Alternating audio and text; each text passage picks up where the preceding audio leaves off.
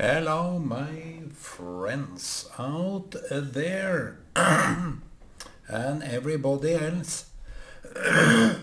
What is going on?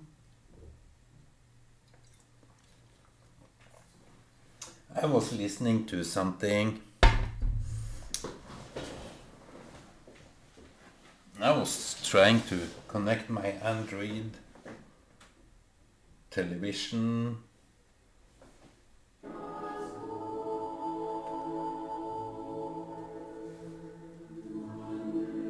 I'm trying to listen to this.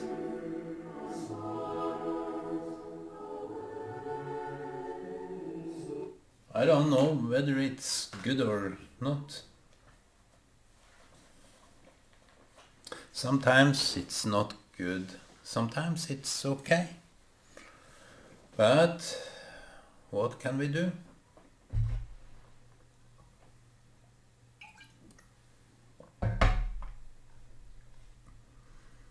You ask me what is the topic of today.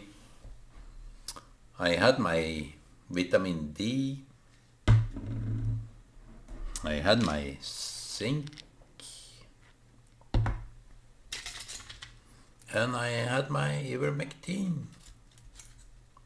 That's the thing I'm doing here and wondering what's the topic of today.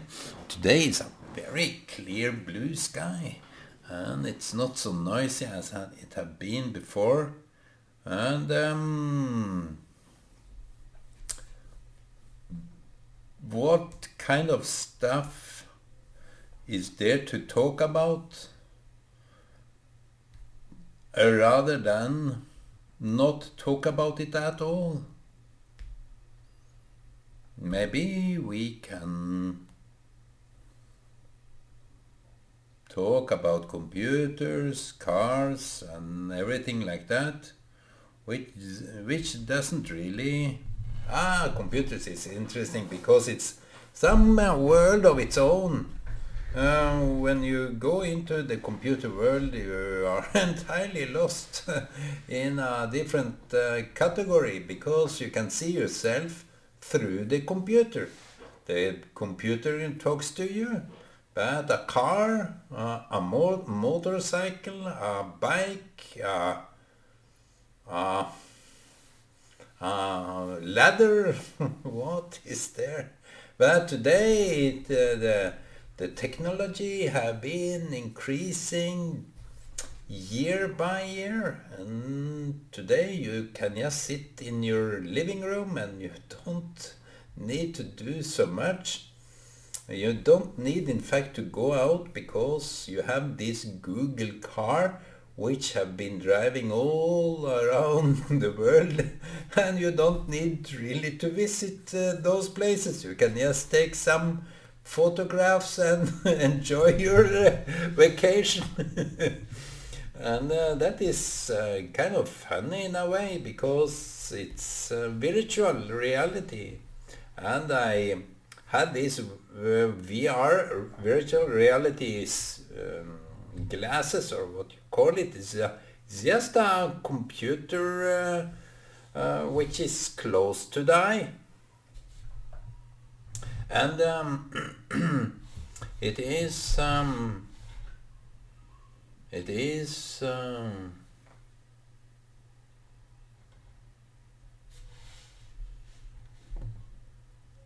it is making us believe that this screen, which is somewhat interesting because I have been touching on screens before, out of the matter that we can't see. The matter that we can't see is behind.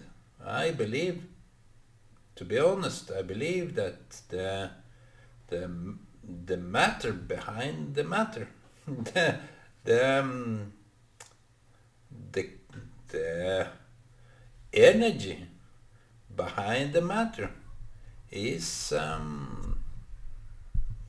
radiating all this screen of things we are able to see, as I've been mentioning before, because see, the eyes is designed exactly to see what it sees, and that is matter. And the eyes is made of matter. It's kind of interaction with the matter. But if we go into deep things like computers, now we know that to see yourself on a screen like I do now, it's transformed. It's not a lens, and it's not the thing itself. It is the program that runs the camera. And if you are looking at a movie, it's not the monitor that is making the movie. It's someone that did it before and screened it in a way. So the idea is my concept of reality is the things that you can't see. It's hidden behind everything. Even you don't really need to have a microphone. You don't really need to have a lens in order to see and hear. You can do without, because you are in a space which is capturing the sounds that you are speaking, and it's capturing the light that you are radiating from you, the matter that you are built of. So it's we need to go slowly with this, because it's how can we know the matter behind when we don't see it, when we are not able to touch it in a way. It's all we see and we react to is in a contained thing.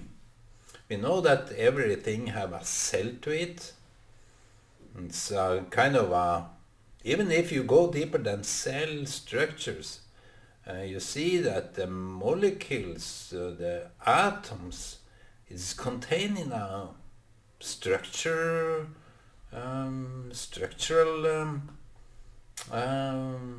matter. It's all a structure of matter. And when we are talking about atom, I don't know really what we are talking about. But you see, the cell structure is only viewed from outside perspective, and what we see is always in a outside perspective. So every matter has some force to it that can be explained for why you are seeing the matter of it. It has some matter, but the matter itself isn't there. It's just some radiation, some vibration that explains why you can see it. And if you don't believe me, if you don't trust what I say, I wouldn't say this just for fun. It's kind of a tricky matter to grasp just in the first hand, but maybe you also get to understand the thought behind the questions that how can a human being be moving out of his own free will? If we are talking about that kind of instrumental decision making, that you have a kind of a center in yourself that decide to drink, eat, walk, speak, look, sleep, all these kind of activities is made of it's directed by some entity that is beyond the matter, because you can't ask this point, this hair rather than this hair, or this nail, or what. You can't ask, can you please decide something else? No, it's what it is. It's not in the structure of material visual thing. It's beyond. It's something within this matter which we see that have some inner force that is intrinsic. It's something intrinsic in it. And you can also ask yourself, how come? It's a functional question. It's an instrumental question. It's what you would ask in the first place when you see a humankind, a animal or a insect. Why and how? How is it possible? I know that these things are moving. It seems to be alive in a way. It has some developing organism, and you can see that every part of this being is developing, is functioning. It's if you go to the hand, it will never grow a ear on my finger. No, it grows here. So there is some decision making that is innate in the body. It's what they call DNA, the code for where to put the ear, where to put the hair, where to put the eye, where to put the head. And it is rather funny that you have one part of the body which all the senses are concentrated on. Eyes, nose and mouth and ear. You can see it in one spectre. So that kind of spectre is, let us contemplate on that for a while.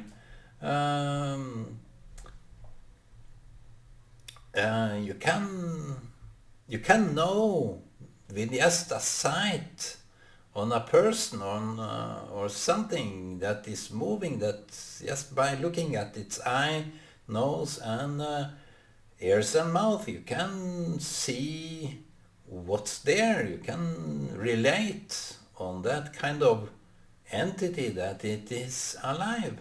But if you go deep into the cell structure, you can see a living organism that is functioning all the time.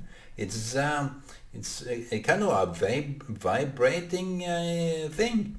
Every cell have so much to do in one split second that you will never know.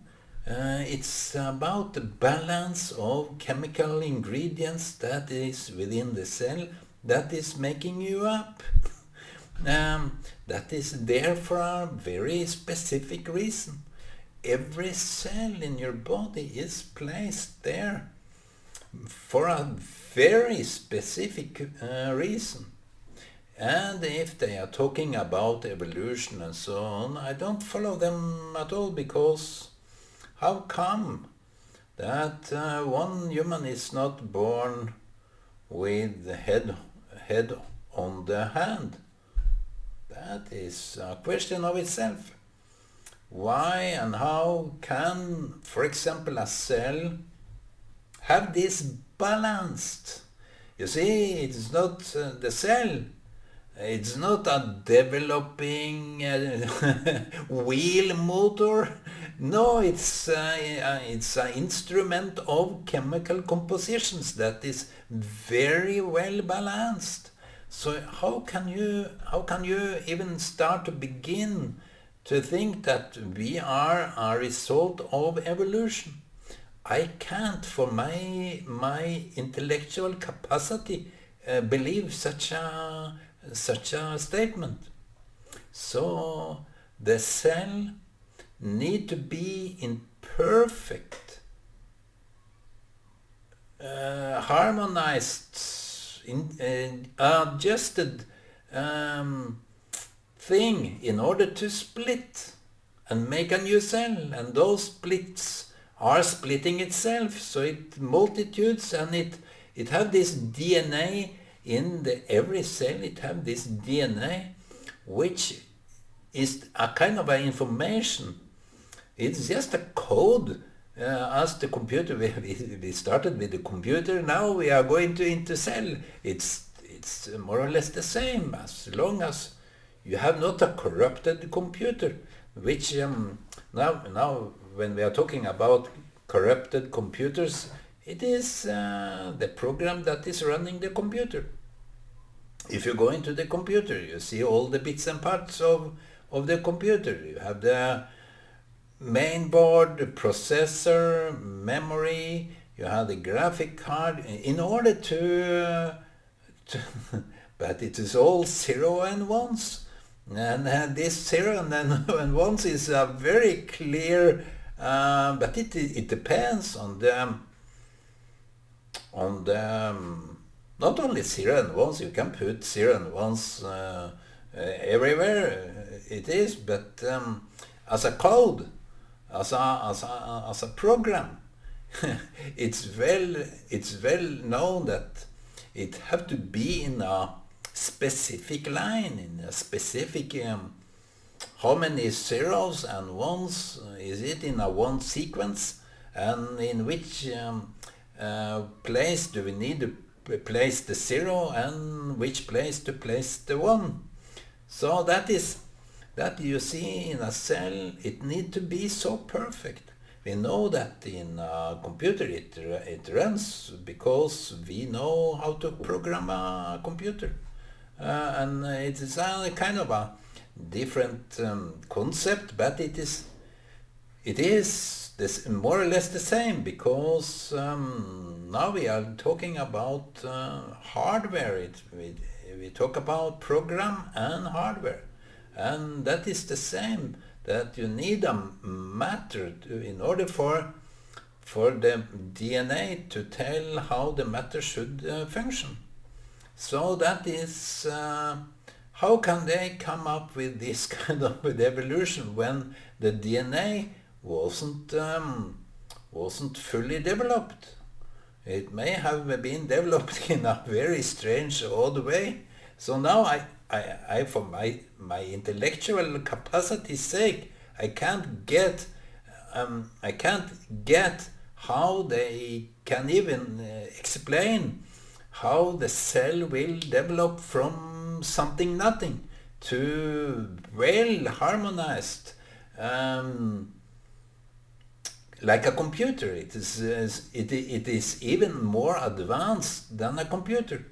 So if you know a little bit about computers and cells, you know that a cell in its function and in its operation and in its structure is more advanced than a computer.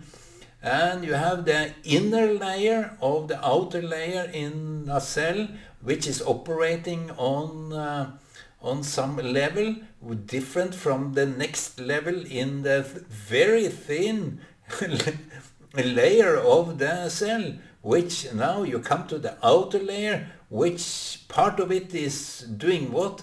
I have no idea. But you see, how come that can be so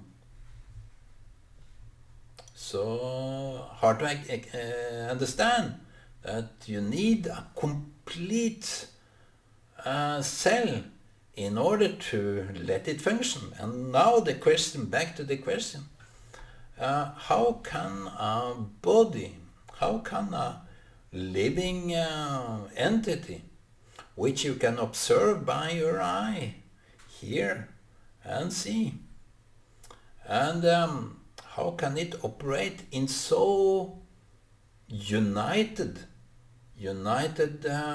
concept? How can it operate in a coherent, and it can even give some information? How can I do what I do in order to understand what is operating what? No, it's beyond our understanding of the matter, because we see only the matter, the outer surface of things. When we go deep into the matter, now we know by just scientific facts that there is no matter anymore. There is a void of energy. It is a kind of a vibration, and it generates a kind of a scenery that makes up this matter which we are relating on. So that is, it is much more intrinsic and complex than I have explained. But you see, where I started was about what we can see, what we can know, what we can touch. And it's comparable. It's with the computer system that is operating not on the machinery itself. I don't need a lens to be seen, but obviously the program needs a lens in order to see me. The program that I observe by just activating it is seeing me through that lens. So obviously that is kind of an obvious thing, that we need an eye in order to see. But it is not the eye that is seeing, it's the operating system within us that can observe maybe even more than we are seeing and observing and catching in our consciousness.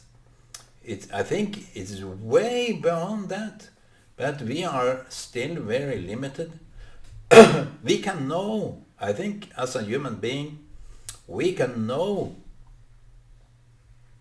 more about things, the reality, than meets the eye, than meets the five senses.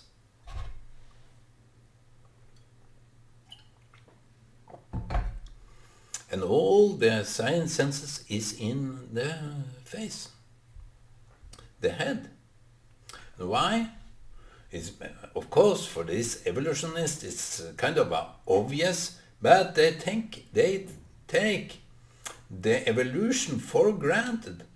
How can they do that when it's not that obvious? Because what they lack to explain, that what is the law that promotes those cells to do these specifics? We don't know. Even they can't explain what kind of law is promoting whatever it is. And when we go to thoughts, I have been dealing with this before on this tube, but it's I think the pure fact that I'm talking about it, it will irritate and provoke so many atheists that I hope that they will dispute me in every freaking way they can. But I don't believe they have any intellectual qualities that can dispute those questions. And the question is, how can you know and explain the cell's early, if it's evolution, how can you explain how the cell was developed from just a thing in water? And how can you explain what law that permeates and dictates what the cell have to do, and what DNA. How can you develop the DNA code for everything when you don't have it at all? It's this creation which we are talking about now is marvelous. It's all the questions that we have that we don't really touch on in any way, because they just confirm. They confirm it. Their way of explaining the body and the functions is just to confirm it is so. Yeah, but how come it is so? So that is something that you can't just come around and cheat yourself out of. You have no chance to cheat you out of this. I will bust you down. I will bust you.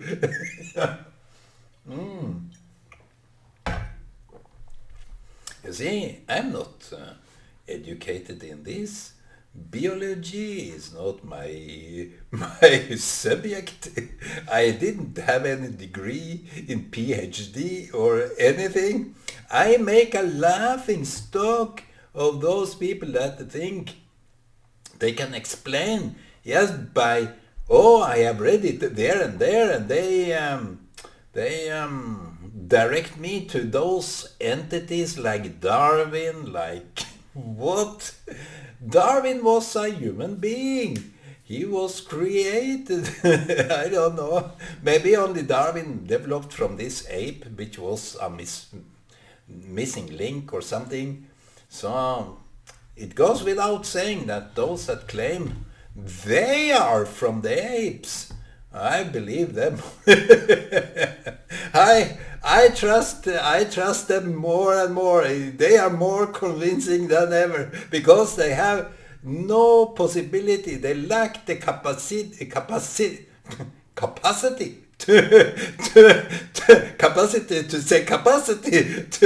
to explain this kind of mocking theory of evolution. It's no theory. It's just the idea that cause, how can all this be established? Maybe it started from a sperm or something moist water came down, but in the first place, how can you make water out of nothing? Everything that we see is it's not only the body, it's the whole spectrum of reality that we can see. So now it's raining. How did it rain the first time? The first raindrop, how did it come? So you see, you need a complete system in order to make things happen. It is a self-convinctory argument. It's not circle argument, but it is a very, it's convincing that it's a creation, because how can you start an engine without building it? How can you know that your motor, your car will run? Do we sit in a car waiting for the evolution of the motor? No, we have to make it complete in order to let it start. And that was the start of it. Someone had to make this reality. The spectrum of things, the radiation of things, is just what we can observe. We can observe so much, but not everything. So I wish you all the best, my friends. I hope that you are well, not stooping into some theory that you can't explain like I did now. But I wish you all the best, and be a blessing, be blessed.